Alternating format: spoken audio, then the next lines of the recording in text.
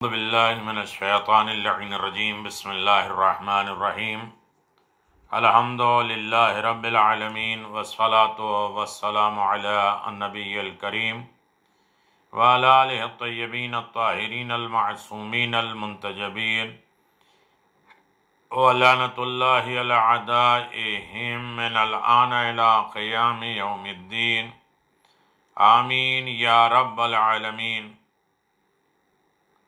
ان اللہ وملائکتہ یصلون علی النبی یا ایھا الذین آمنوا صلوا علیہ وسلموا تسلیما الذین یؤذون اللہ ورسولہ لعنہم اللہ فی الدنیا والآخرہ اعد لهم عذابا مہینا۔ صلی اللہ علی نبی الکریم وعلی آلہ الطیبین الطاہرین المعصومین المنتجبین ولعنۃ اللہ علی اعدائہم من الآن الی قیام یوم الدین آمین یا رب العالمین۔ اما بعد فقد قال اللہ تبارک و تعالی فی قرآن مجید بسم اللہ الرحمن الرحیم قل هو اللہ احد اللہ الصمد لم یلد ولم یولد ولم یکن له کفوا احد۔ صدق اللہ العلی العظیم وصدق رسولہ النبی الکریم۔ سامعین محترم، دین کی جڑ و شاخیں، اصول دین اور فروع دین کے سلسلے میں گفتگو جاری و ساری ہے۔ یقیناً ہماری یہ نشست 43ویں 43 نشست ہے، جس میں توحید پروردگار، عدل الہی اور نبوت کے ضمن میں ہماری یہ بات 22ویں ہے، اور ہم نبوت کی ضرورت، نبوت کے کام، نبوت کے معجزات اور نبوت کے صفات، نبیوں کے صفات اور کمالات اور ان کے کام، نتائج، فکر، یہ اشارے میں آپ حضرات سے گفتگو جاری و ساری ہے۔ اب ہم ختم نبوت پہ آتے ہیں۔ یقیناً ختم نبوت مسلمانوں کے نقطہ نظر سے مسئلہ ختم نبوت ایک امر مسلم ہے، اور ان کے درمیان کبھی یہ مسئلہ نہیں اٹھا حضرت محمد مصطفیٰ صلی اللہ علیہ وسلم کے بعد کوئی دوسرا پیغمبر آئے گا۔ قرآن نے واضح طور پہ اعلان کیا اور بارہا فرمایا کہ نبوت کا سلسلہ ختم ہو چکا ہے۔ مسلمانوں کا نظریہ ہے کہ دوسرے پیغمبر کی آمد کا یقین رکھنا ایسا ہی ہے جیسے خدا کی وحدانیت یا قیامت کا انکار۔ یہ فکر ہمیشہ ایمان و اسلام کے خلاف رہی ہے، اور علوم اسلامی کے دانشوروں کی کوشش صرف اس فکر کی گہرائیوں اور اس کے راز کو سمجھنے میں صرف ہوئی ہے کہ قرآن مجید کا ارشاد ہے ما کان محمد ابا احد من رجالکم ولکن رسول اللہ و خاتم النبیین، سورہ احزاب آیت نمبر 40۔ محمد تم مردوں میں سے کسی کے باپ نہیں ہیں، وہ تو خدا کے رسول ہیں اور خاتم النبیین ہیں۔ خاتم اس چیز کو کہتے ہیں جو کسی کام کو انجام تک پہنچا دے، اینڈ کر دے۔ چنانچہ اس مہر کو بھی خاتم کہتے ہیں، جو خط تمام کرنے کے بعد انسان لگاتا ہے نیچے، اور چونکہ انگوٹھی کے نگین پر نام و اشعار لکھے رہتے ہیں اور اسی کو خط پر مہر لگا دیا جاتا ہے، اس کو بھی خاتم کہتے ہیں۔ لہذا اسے بھی خاتم کہتے ہیں کہ انگوٹھی پر مہر لگا، انگوٹھی سے مہر لگانا۔ آیت کے تیور بتا رہا ہے کہ اس آیت کے نزول سے، نازل ہونے سے پہلے ختم نبوت کی اطلاع پیغمبر کے ذریعے لوگوں کے درمیان گشت کر رہی تھی، اور جس طرح لوگ محمد مصطفیٰ صلی اللہ علیہ وسلم کو رسول اللہ سمجھتے تھے، اسی طرح آپ کو خاتم النبیین بھی سمجھتے تھے۔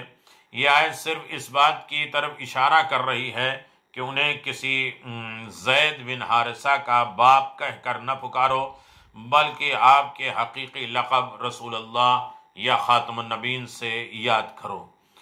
ممکن ہے کوئی شخص یہ کہے کہ جب بشر وحی کا محتاج ہے تو پھر سلسلے نبوت کو ختم نہیں ہونا چاہیے۔ اس سوال کے جواب کے لیے ضروری ہے کہ ہم نبوتوں کی تجدید کی طرف اشارہ کریں۔ نبوتوں کی تجدید کے اسباب کیا ہیں؟ عقل انسانی کی نارسائی اور آسمانی کتاب میں تحریف۔ نئے پیغمبروں کے مبعوث ہونے کی ایک وجہ یہ تھی کہ پہلے پیغمبر کی آسمانی کتابوں کے ذریعے تصدیق ہے۔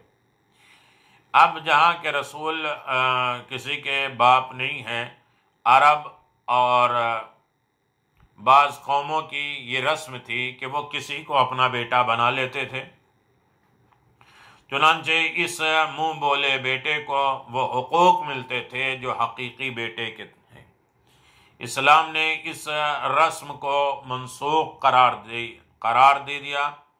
پیغمبر کے آزاد کردہ زید ابن حارثہ کو بھی آپ کا بیٹا کہا جاتا تھا، لہذا لوگ رسم کے مطابق اس انتظار میں تھے کہ زید کے ساتھ پیغمبر وہی سلوک روا رکھیں جو حقیقی بیٹے کے ساتھ روا رکھا جاتا ہے۔ لیکن اس آیت نے جاہلیت والی رسم کو رد کر دیا۔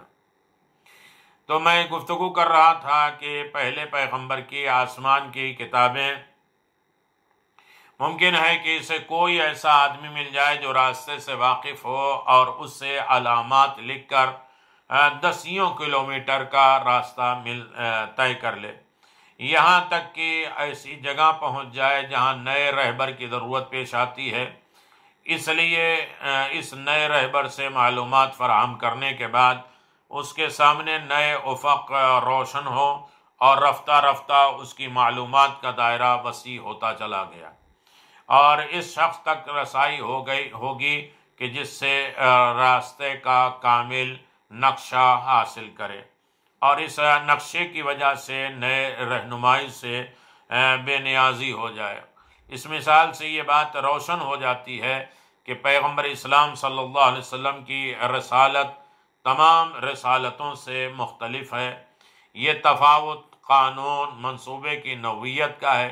پہلے پیغامات ایک مخصوص گروہ اور مخصوص زمانے کے لیے ایک وقتی پروگرام تھا، لیکن اسلام انسانیت کا بنیادی قانون ہے۔ اسلام ایک مکمل ضابطۂ حیات ہے جس میں انسان کی زندگی کے تمام پہلوؤں کا حل موجود ہے۔ گزشتہ پیغمبروں پر مخصوص ذمہ داری تھی اور ایک معاشرے کے لیے خدا نے انہیں مخصوص دستور دیے تھے۔ انہی ذمہ داریوں کو علماء امت رہبر انجام دیتے ہیں۔ فرق یہ ہے کہ علماء و رہبر اسلامی وہی ختم نہ ہونے والے منابع سے اور جاویدانہ دین سے قانون بناتے ہیں اور نافذ کرتے ہیں۔ تبلیغی اور تشریعی نبوت کی دو قسمیں ہیں، ایک تشریعی اور ایک تبلیغی۔ تشریعی پیغمبروں کی تعداد بہت کم ہے۔ یہ وہ پیغمبر ہیں جو خدا کی طرف سے انسانوں کے لیے دستور العمل اور قانون لائے۔ اکثر تبلیغی پیغمبر ہیں، یعنی اس زمانے کے آسمانی شریعت کی تبلیغ کرتے ہیں۔ یہ اس بات کے نتیجے پر پہنچ سکتے ہیں کہ انسان فکری ارتقاء اور بلندی کی وجہ سے اپنی زندگی کا جامع اور مکمل پروگرام حاصل کر سکتا ہے، لہذا اب تشریعی نبوت کی ضرورت نہیں ہے۔ اپنی عقل و فکر کے رشد سے انسان اس مقام پر پہنچ گیا ہے کہ اب اپنی زندگی کے دستور کو کلی قانون کے مطابق مرتب کرے اور اپنے دین کی تبلیغ اور تعلیم اور تفسیر اور اجتہاد کا حامل بن جائے۔ چنانچہ اب تبلیغی نبوت کی بھی ضرورت نہیں ہے۔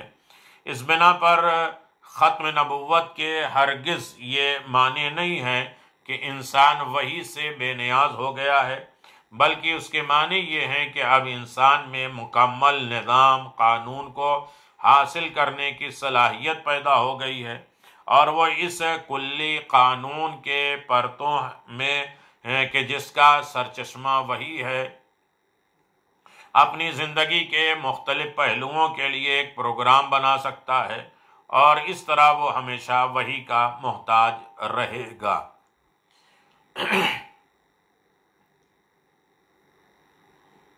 تو بات اگر کیا جائے خلاصے کے طور پہ، تو ختم نبوت کو مسلمان امر مسلم تصور کرتے ہیں، چنانچہ خدا کریم نے بھی بارہا واضح طور پر اس کا اعلان کیا ہے، اور علوم اسلامی کے دانشوروں کو کوششیں اور اس بات پر صرف ہوتی ہیں، نیز اس کے گہرائیوں کی شناخت اور رموز کی معرفت حاصل کرنے میں صرف ہوتی ہے۔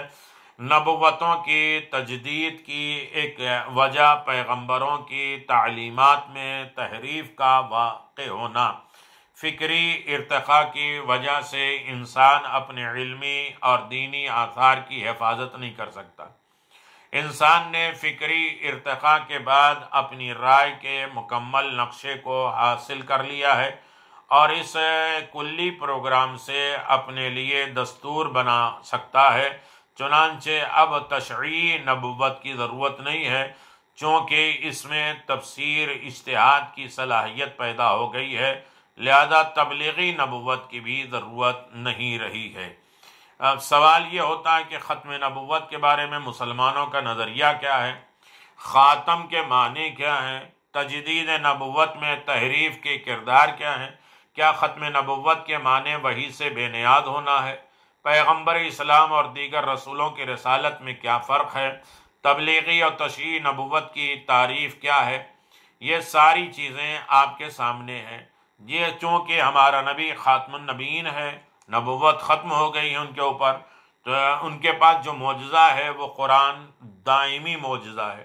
جب قرآن ہمیشہ کے لیے معجزہ ہے تو نبی کی زندگی بھی، نبی کی نبوت بھی ہمیشہ کے لیے ہے۔ قرآن کے اعجازی پہلو، الفاظ قرآن، معنی قرآن، یہ ساری چیزیں آپ سنتے رہتے ہیں اور جانتے رہتے ہیں۔ پیغمبر اسلام صلی اللہ علیہ وآلہ وسلم کی آپ سوانح حیات کے بارے میں اگر جانیں تو آپ کی زندگی، آپ کی عمر بچپنے میں، عہد طفلی میں، خدا کے آخری پیغمبر حضرت محمد مصطفیٰ صلی اللہ علیہ وسلم نے 17 ربیع الاول عام الفیل مطابق 570 عیسوی میں ولادت پائی۔ آپ کی ولادت سے دنیا میں کچھ انقلاب رونما ہوئے۔ دریائے ساوا کی، جس کو لوگ سال ہا سال سے پوجتے چلے آتے تھے، ناگہاں اچانک خشک ہو گیا۔ 1000 سال سے روشن آتش کدہ فارس خاموش ہو گیا۔ کسریٰ کا محل لرز اٹھا اور اس کا ایک حصہ گر گیا۔ جہاں کہیں کوئی بت تھا وہ زمین بوس ہو گیا، اور اس طرح شرک و بت پرستی کے خاتمے کے آثار نمایاں ہو گئے۔ پیغمبر اسلام کے والد عبداللہ، والدہ آمنہ تھیں۔ بچپن میں ہی والد کا انتقال ہو گیا۔ آپ کے جد عبد المطلب نے آپ کی کفالت کی۔ انہوں نے آپ کو سعیدہ حلیمہ کے سپرد کر دیا تاکہ وہ دیکھ بھال کریں۔ 5 سال تک حلیمہ کے پاس رہے اور 6 سال کی عمر میں اپنی والدہ کے ساتھ مدینہ روانہ ہو گئے۔ لیکن مدینہ سے واپسی کے دوران آپ کی والدہ بیمار ہوئیں اور دار فانی سے کوچ کر گئے۔ 8 سال کی عمر میں آپ کے دادا عبد المطلب کا بھی انتقال ہو گیا۔ ان کی وصیت کے مطابق آپ کے چچا ابو طالب آپ کی کفیل ہوئے۔ عہد طفلیت سے ہی آپ کے چہرے پر عظمت اور بزرگی کے آثار نمایاں تھے۔ عبد المطلب اور ابو طالب دونوں ہی اس بچے کی چال چلن سے حیرت میں تھے۔ ان کا ہم سن بچہ ہرگز ایسا نہیں دیکھا گیا تھا جو کھانے وغیرہ سے لگاؤ اور حرص، لالچ کی اظہار کرتا ہو۔ آپ معمولی کھانے پر اکتفا کرتے تھے اور پاک اور صاف رہتے تھے۔ زلفوں کو سنوار کے رہتے تھے۔ بچوں کے کھیل کود سے رغبت نہیں تھی۔ تنہائی اور خلوت کو دوست رکھتے تھے۔ ابو طالب فرماتے ہیں کہ میں نے کبھی نہ ان کی زبان سے جھوٹ سنا اور نہ کبھی ناشائستہ بات سنی۔ جوانی کا عالم یہ تھا پیغمبر اسلام صلی اللہ علیہ وسلم کا کہ پیغمبر اپنے چچا کے گھر پروان چڑھے، پڑھنا لکھنا نہیں سکھایا تھا، لیکن بلوغ کے بعد نظم و نسق، ادب اور امانت میں مشہور ہو گئے تھے۔ چونکہ پڑھ لکھ کر آسمان سے اور خداوند عالم کی بارگاہ سے آئے تھے تو انہیں پڑھانے لکھانے کی ضرورت نہیں ہوئی، لیکن نظم نسق ادب امانت میں مشہور ہو گئے۔ نظم و نسق اور امانت کے نتیجے میں قریش کی ایک مشہور دولت مند عورت نے اپنے مال کا سرپرست بنا دیا، اپنا تجارتی کاروبار آپ کے سپرد کر دیا۔ تھوڑے سے عرصے کے بعد اس عورت نے آپ سے شادی کی پیشکش کر لی۔ حضرت صلی اللہ علیہ وسلم نے 25 سال کی عمر میں اس پیشکش کو قبول کر لیا اور 40 سالہ خدیجہ سلام اللہ علیہ سے شادی کر لی۔ حضرت صلی اللہ علیہ وسلم بعثت سے پہلے باوجود کہ بت پرستی کے ماحول میں زندگی گزارتے تھے، لیکن کبھی بتوں کے سامنے سر نہیں جھکاتے تھے اور ہمیشہ خدائے وحدہ لا شریک اور یکتا کی عبادت کرتے تھے، اور کبھی لوگوں اور شہر کے ہنگاموں سے دور غار حرا میں تشریف لے جاتے تھے اور اپنے پروردگار سے راز و نیاز کرتے تھے۔ بعثت 40 سال کی عمر میں جب آپ غار حرا میں عبادت میں مشغول تھے، اس وقت پیغمبری کے لیے منتخب ہوئے اور مبعوث برسالت ہوئے۔ اسی روز گھر لوٹتے وقت راستے میں اپنے چچا زاد بھائی علی ابن ابی طالب کو دیکھا۔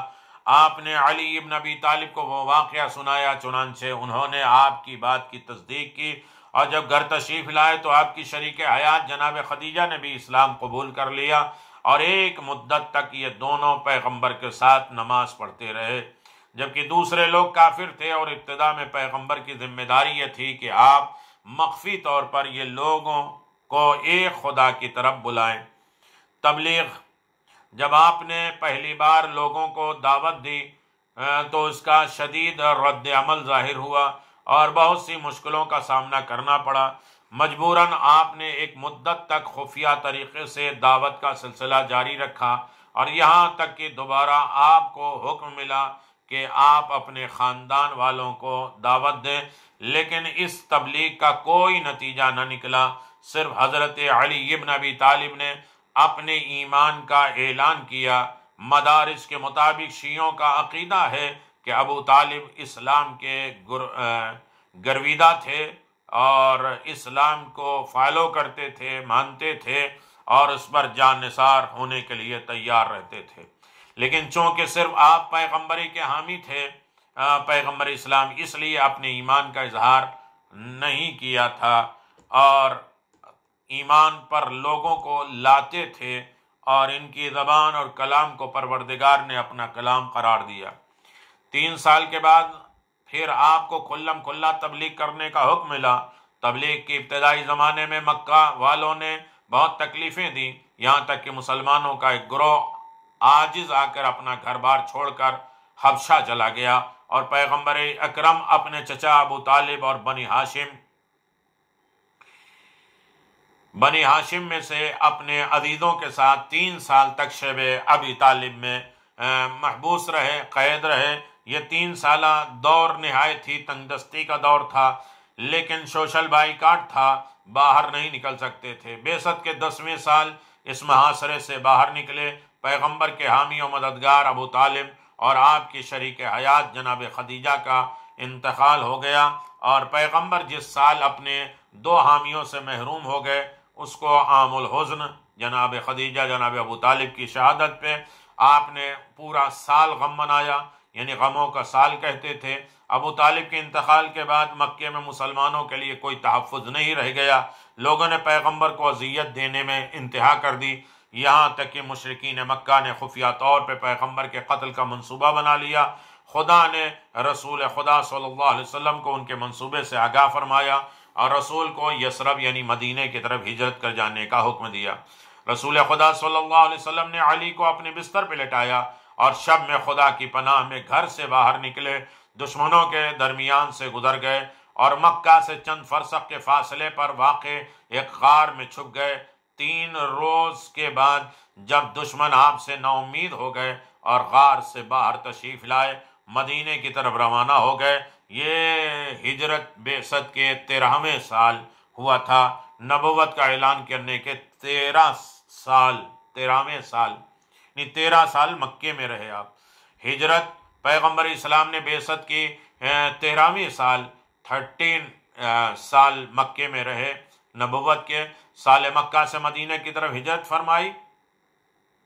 مدینہ کے ان بزرگوں نے جو پہلے اسلام لا چکے تھے آپ کا استقبال کیا، چونکہ آپ نے پہلی بار مدینے میں ایک چھوٹا سا اسلامی معاشرہ تشکیل دیا۔ مدینے کے اطراف میں بسنے والے یہودیوں اور گروہ نواح میں ساکن قبائل سے معاہدہ کیا اور پھر اسلام کی تبلیغ میں مشغول ہو گئے۔ مکے میں جو مسلمان ظالم قریش کے چنگل میں پھنسے ہوئے تھے وہ بھی رفتہ رفتہ مدینہ آ گئے، مہاجرین کے نام سے مشہور ہو گئے۔ اس طرح یثرب میں ان کے مددگاروں کو بھی انصار کے نام سے یاد کیا جانے لگا۔ اسلام تیزی سے پھیلنے لگا۔ قریش کے بت پرست حجاز کے یہودیوں نے مسلمانوں کی ترقی کو اپنے لیے چیلنج سمجھا، لہذا انہوں نے رخنہ اندازی شروع کر دی اور منافقوں کے ایک گروہ سے کہا کہ کسی بھی طرح مسلمانوں کی ترقی کو روکیں۔ نتیجے میں بہت سی جنگیں رونما ہوئی۔ تمام بڑی جنگوں میں پیغمبر بذات خود شریک رہے۔ علی کی شجاعت کی وجہ سے زیادہ تر جنگوں میں مسلمان کو فتح ہوئی اور مسلمانوں کے 10 سال کوشش کے بعد پورا جزیرہ نما عرب اسلام کے پرچم کے نیچے آ گیا۔ 13 سال مکے میں، 10 سال مدینے میں، اور بادشاہ ایران، روم، مصر، حبشہ کو خط لکھ دیا اور ہر جگہ اسلام کا پرچم لہرا دیا۔ مختصر یہ کہ آپ مدینے میں 10 سال گزارنے کے بعد حضرت کے بدن میں یہودی عورت کے زہر کھلانے کا سبب نقاہت، کمزوری پیدا ہوئی۔ چند روز کی بیماری اور علالت کے بعد 63 سال کی عمر میں شہادت پا گئی۔ آپ اندازہ لگائیں کہ پیغمبر اسلام نے 17 ربیع الاول عام الفیل مطابق 570 کو مکے میں ولادت پائی۔ آپ کے والد عبداللہ ولادت سے قبل ہی انتقال فرما چکے تھے۔ 6 سال کی عمر میں والدہ کا انتقال ہو گیا۔ آپ اپنے دادا عبد المطلب کی وفات کے بعد اپنے چچا ابو طالب کی کفالت میں آ گئے۔ 25 سال کی عمر میں خدیجہ کی پیشکش پر آپ نے شادی کر لی اور 40 سال کی عمر میں خدا نے رسالت پر مبعوث کیا۔ 3 سال تک خفیہ طور پر لوگوں کو اسلام کی دعوت دیتے رہے، اس کے بعد اعلان دعوت کا اعلان کر دیا۔ پیغمبر کی 13 سال کی عمر میں مکہ سے مدینہ ہجرت فرمائی اور پیغمبر کی ہجرت مسلمانوں کی تاریخ کی ابتدا بن گئی، اور 63 سال کی عمر میں مدینے میں وفات پائی اور اپنے گھر جو اس وقت مسجد نبوی ہے اس میں دفن ہو گئے۔ اب سوال یہ ہوتا ہے کہ پیغمبر کے بچپن کے حالات کیا کیا تھے؟ بعثت سے پہلے پیغمبر کی زندگی کی خصوصیت کیا تھی؟ پیغمبر کی تبلیغ کے مرحلے کیا تھے؟ شیب ابی طالب میں مسلمانوں کی کیا حالت تھی؟ اسلام کی بڑھتی ہوئی ترقی سے کیا اثرات مرتب ہوتے ہیں؟ یہ ساری چیزیں آپ پیغمبر اسلام صلی اللہ علیہ وآلہ وسلم کی زندگی میں مشاہدہ کرتے ہیں، دیکھتے ہیں، اور پیغمبر اسلام نے کس طرح دین کی تبلیغ اور کس طرح اسلام کو دنیا کے سامنے پیش کیا۔ اس کا اندازہ انسان لگائے تو کس اعتبار سے لگائے اور کس طریقے سے دنیا کے سامنے نظم و ضبط پیش کرے۔ اب رہا مسئلہ کہ پیغمبر اسلام کی اخلاقی اور اجتماعی خصوصیت کیا ہے۔ بیکاری سے پہلی چیز یہ ہے کہ پیغمبر اسلام کا اخلاق کیا ہے۔ بیکاری سے نفرت تھی پیغمبر اسلام کو، بیکاری سے آپ کو سخت نفرت تھی، کچھ نہ کچھ کرتے رہو۔ فرماتے تھے اے اللہ، کاہل، پژمردگی، سستی، عجز میں تیری پناہ چاہتا ہوں اور مسلمانوں کو کام کی تشویق دلاتا ہوں، شوق دلاتا ہوں۔ اور فرماتے تھے عبادت کے 70 قسم ہے، عبادت میں اس میں ایک ہے حلال کمائی۔ نمبر 2، آپ کے اخلاق میں امانت داری، آپ لوگوں کے درمیان امانت دار مشہور تھے، یہاں تک کہ لوگ آپ کو محمد کے بجائے امین کہتے تھے، اپنی امانتیں آپ کے پاس رکھتے تھے۔ بعثت کے بعد بھی قریش تمام عداوتوں دشمنی کے باوجود اپنی امانت رسول ہی کے پاس رکھتے تھے۔ چنانچہ جب رسول صلی اللہ علیہ وسلم نے مکے سے مدینہ ہجرت کا قصد کیا تو ان امانتوں کی ادائیگی کے لیے علی ابن ابی طالب کو مکہ میں چھوڑا تاکہ آپ امانت دار تک ان کی امانت پہنچا سکیں۔ نمبر 3، عزم بالجزم، حضرت صلی اللہ علیہ وسلم کی رسالت کا پورا 23 سال دور استقامت، مضبوط ثابت قدمی کا درس ہے۔ آپ کے لیے بارہا ایسے حالات پیدا ہوئے جن میں ہر طرف سے امیدیں منقطع ہوئیں، لیکن آپ نے لمحہ بھر کے لیے بھی شکست کا خیال اپنے ذہن میں پیدا نہ ہونے دیا، اور کامیابی کے سلسلے میں آپ کا ایمان کبھی متزلزل نہیں ہوا۔ نمبر 4، نظم و ضبط، آپ نے ہر کام کے لیے ایک وقت مخصوص کر رکھا تھا، بیکار وقت نہیں گزارتے تھے۔ عبادت کے لیے مخصوص وقت تھا جو کہ یاد خدا اور عبادت میں گزرتا تھا۔ اہل و عیال اور ان کی ضرورتوں کے لیے ایک وقت خاص تھا اور عام ملاقاتوں کے لیے بھی مخصوص وقت تھا۔ وفا، نمبر 5، عمار کہتے ہیں بعثت سے پہلے حضرت صلی اللہ علیہ وسلم ایک ساتھ بکریاں چراتے تھے۔ میں نے ایک روز کہا فلاں چراگاہ بھیڑ بکریوں کے چرانے کے لیے بہت اچھی جگہ ہے، کل اپنے تمام بھیڑ بکریوں کو وہیں لے جائیں گے۔ حضرت صلی اللہ علیہ وسلم نے تسلیم کر لیا، مان لیا۔ اگلے روز جب وہاں پہنچے تو دیکھا حضرت وہاں موجود ہیں لیکن اپنے غلہ کو چرنے سے باز رکھ رہے ہیں، اپنے بکریوں کو غذا کھانے سے روک رہے ہیں۔ میں نے ان کی وجہ دریافت کی، فرمایا چونکہ میرا اور تمہارا وعدہ ایک ساتھ شروع کرنے کا تھا، اس لیے میں نہیں چاہتا کہ میری بھیڑ بکریاں تمہاری بھیڑ بکریوں سے پہلے گھاس کو کھا لیں، ہو سکتا ہے تمہارا حصہ ہو۔ اس طرح خیال رکھنے والے پیغمبر، امانت دار، اور اس کے بعد عبادت میں ایک اعلیٰ رتبہ تھا پیغمبر اسلام کا کہ رات کے ایک حصہ، کبھی آدھی، کبھی تہائی اور کبھی 2/3 کو عبادت میں گزارتے تھے، جبکہ پورا دن خصوصاً مدینے میں محنت مشقت میں گزارتے تھے، لیکن عبادت کے وقت میں کمی نہیں ہوتی تھی۔ زیادہ تر روزہ رکھتے تھے، شعبان کی 20 تاریخ سے آخر رمضان تک مسجد میں اعتکاف رکھتے تھے، لیکن دوسرے لوگوں سے فرماتے تھے کہ ہر ماہ 3 روزے رکھنا اور طاقت کے مطابق عبادت کرنا کافی ہے، طاقت سے زیادہ عبادت نہ کرو کہ اس کا الٹا اثر ہوگا۔ رہبانیت اور عدلیت غرضنی کے مخالف تھے، چنانچہ فرماتے تھے کہ بدن، زوجہ، بچہ، دوست سب کا تم پر حق ہے اور جس کی تمہیں رعایت کرنا چاہیے۔ خلوت میں نماز کو طول دیتے تھے لیکن جماعت اور نہایت اختصار کے ساتھ پڑھاتے تھے۔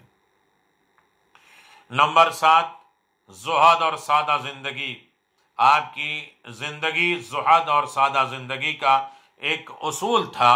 سادہ کھانا تناول فرماتے تھے، سادہ لباس پہنتے تھے، زمین پر بیٹھتے تھے، اپنے ہاتھ سے بکری کا دودھ نکالتے تھے، اکثر نان و جو اور خرما کھا لیتے تھے، تناول فرماتے تھے اور اپنی نعلین اور لباس خود سلتے تھے۔ ان تمام باتوں کے باوجود فقر کو، غربت کو پسند فرماتے تھے، مال و دولت کو معاشرے کی فلاح اور شرعی کاموں کے لیے لازمی تصور کرتے تھے۔ نمبر 8، پاکیزگی کا سب سے زیادہ خیال رکھتے تھے، پاکیزگی اور خوشبو کو دوست رکھتے تھے، محبت کرتے تھے، خود بھی اس پر عمل کرتے تھے اور دوسروں کو بھی اس کا حکم دیتے تھے۔ اپنے اصحاب اور چاہنے والوں کو تاکید کرتے تھے کہ اپنے بدن اور گھروں کو پاکیزہ اور معطر رکھو۔ چاپلوسی سے نفرت تھی اور کبھی کسی کی مکھن بازی اور چاپلوسی، اور بڑوں کا اس لحاظ سے نہیں کہ ان کی دولت ہے، اس اعتبار سے ان کا خیال رکھا جائے۔ کبھی اصحاب آپ پر اعتراض کرتے تھے تو آپ ناراض نہیں ہوتے تھے، انہیں مطمئن فرماتے تھے اور اپنی تعریف سننے اور مداح سرائی اور چاپلوسی سے بیزار تھے۔ فرماتے تھے چاپلوسی اور فضول تعریف کرنے والوں کے چہرے پر خاک مل دو۔ نمبر 10، سختی کے ساتھ ساتھ نرمی آپ کا اہم ترین رتبہ تھا۔ جو فردی، انفرادی اور پرسنل اور اجتماعی مسائل آپ سے جڑے ہوئے ہوتے تھے انہیں نظر انداز کر دیتے تھے، لیکن عمومی اور اصولی اور قانونی مسائل میں سخت رویہ اختیار کرتے تھے۔ فتح مکہ کے بعد آپ نے قریش کے ان تمام گستاخیوں سے چشم پوشی کر لی تھی جو کہ 20 سال تک آپ کی شان میں کی تھی، لیکن فتح مکہ ہی میں بنی مجزوم کی ایک عورت نے چوری کی اور اس کا جرم ثابت ہو گیا۔ اس عورت کا خاندان مکے کے شرفاء میں سے تھا اور اس کے خاندان والوں نے چوری کے حد جاری ہونے کو اپنی توہین تصور کیا اور اس کی روک تھام کی کوشش میں مشغول ہو گئے۔ چنانچہ باس کی سفارش کے لیے تیار کیا تاکہ پیغمبر حد جاری نہ کریں، اور سفارش سے پیغمبر غضبناک ہوئے اور فرمائے یہ کیسی سفارش ہے؟ کیا حکم خدا کو معطل کر دوں، چھوڑ دوں؟ مجھے غلط بات میں سفارش نہیں ہوگی۔ نمبر 11، علم کی حوصلہ افزائی۔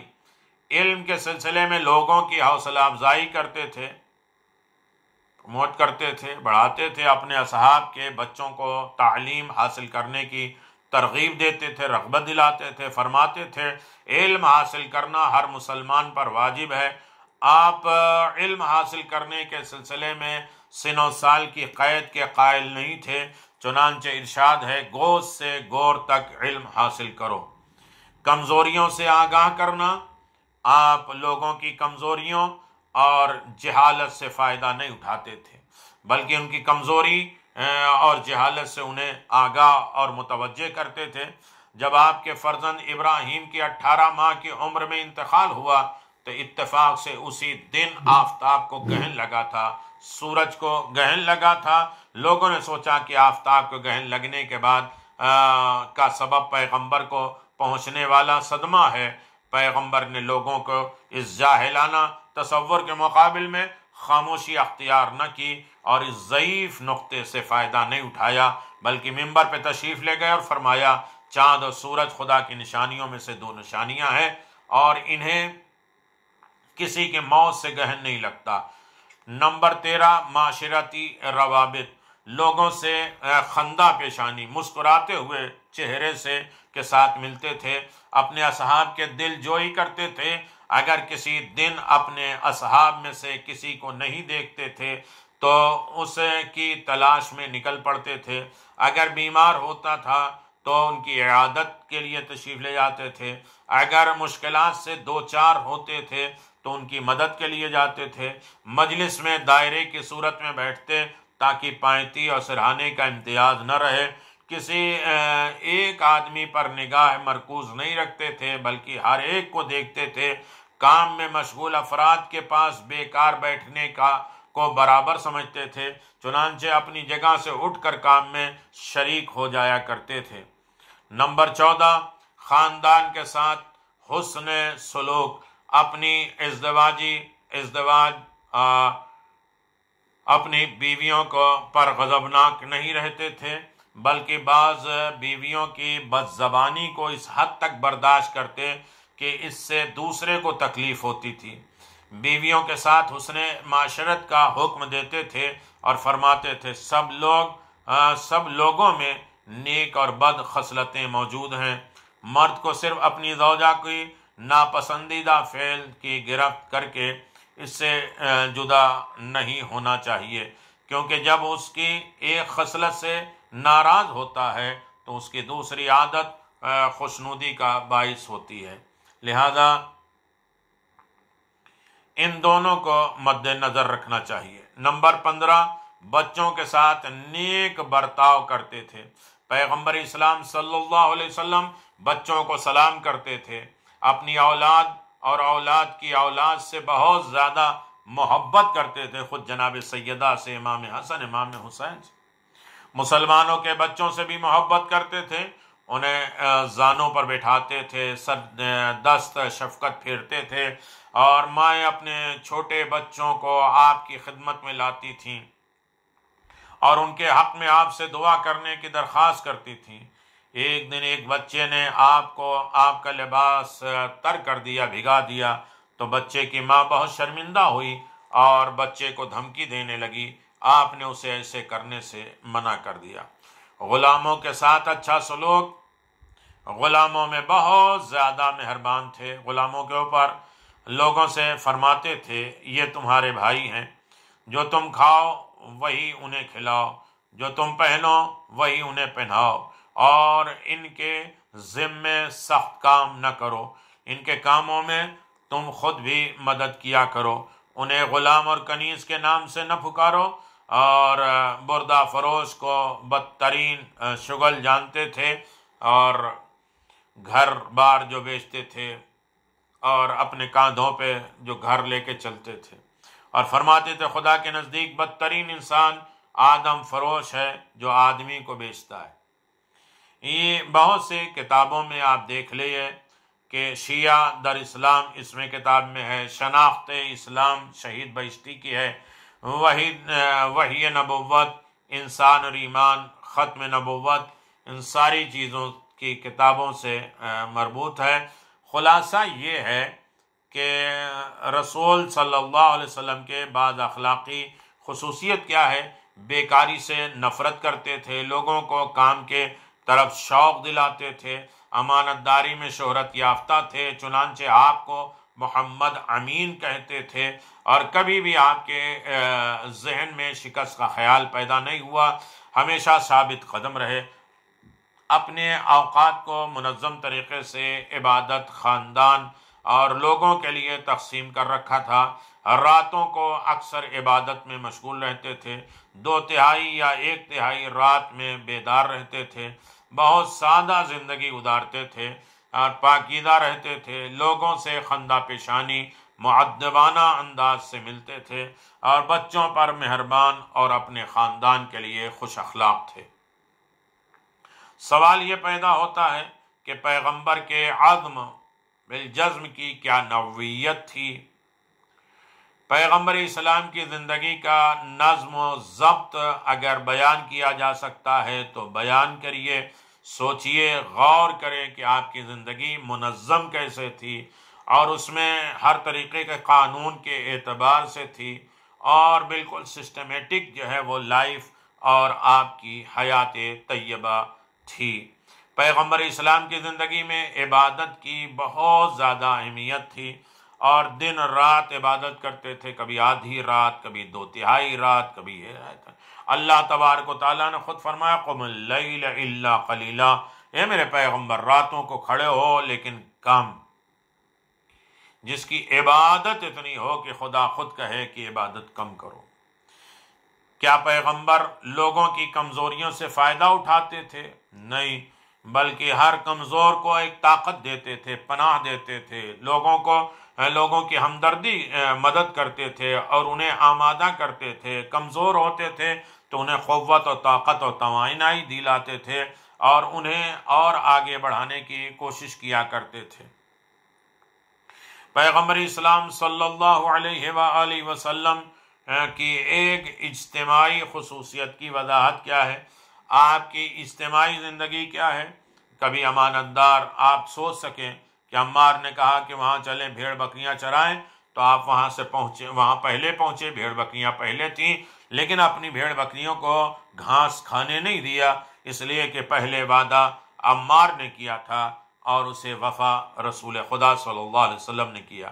بچوں میں سب سے زیادہ شوق اور ذوق رکھنے والے، بچوں سے محبت کرنے والے رسول، اور یہاں تک کہ خاندان میں بھی اچھا حسن سلوک رکھنے والے، بچوں کو پہلے سلام کرتے تھے، اور کوئی ایسا نہیں ملتا تھا کہ جو پہلے پیغمبر کو سلام کر سکے۔ اور پیغمبر اسلام نے گھر کو منظم بنایا، بیویوں کے ظلم و ستم کو بھی سہا اور تمام معاشرے کو سہا، اور لیکن پھر بھی آپ کی زبان پر اف نہیں آیا، اور غلامی کے ساتھ غلاموں کے ساتھ بھی اچھا سلوک کرتے تھے۔ کوئی کسی طریقے سے کسی کو احساس نہیں ہوتا تھا کہ ہم غلام ہیں اور یہ آقا ہیں، اور ہر اعتبار سے خداوند عالم کی عبادت اور خداوند عالم کے لطف و عنایات کا دنیا کے سامنے مشاہدہ کراتے تھے، بتاتے تھے کہ خدا کتنا مہربان ہے۔ خاتم المرسلین احمد مجتبی محمد مصطفیٰ صلی اللہ علیہ وآلہ وسلم پہ اللہ نے نبوت کو ختم کر دی، اور ان کی جیتی جاگتی دائمی اعجاز والی کتاب قرآن مجید کو باقی رکھا، یہ ثابت کرنے کے لیے جب قرآن ہادی ہے تو اس کا محافظ بھی ہوگا، جب قرآن ہے تو ہماری نبوت بھی رہے گی، ہماری خلافت بھی رہے گی، ہماری امامت بھی رہے گی، اور ہر اعتبار سے دستور کو آپ نے جاری اور ساری رکھا۔ اور نبوت ختم ہونے والی تھوڑا سے اشارے نبوت کی زندگی میں، سال ہاں سال زندگی گزارنے کے، کس طریقے سے آپ نے کس سن میں کیسی زندگی گزاری، کیا کیا ہوا، صرف اشارے میں آپ کی خدمت میں پیش کرنے کی انشاءاللہ سعادت حاصل کی جائے گی۔ آپ اسے سماعت فرمائیں، دوسروں تک پہنچائیں، اور یقیناً آج اگر پڑھنے کا رسم و رواج ختم ہو گیا تو کم از کم سننے کے رسم و رواج کو ہم باقی رکھیں۔ وآخر دعوانا ان الحمدللہ رب العالمین، وصلی اللہ علی نبی الکریم وعلی آلہ الطیبین الطاہرین۔ السلام علیکم ائمة الہدی ورحمۃ اللہ وبرکاتہ۔ استودعکم اللہ واقرأ علیکم السلام۔ آمنا باللہ وبالرسول وبما جئتم به ودللتم عليه، اللهم فاكتبنا مع الشاهدين۔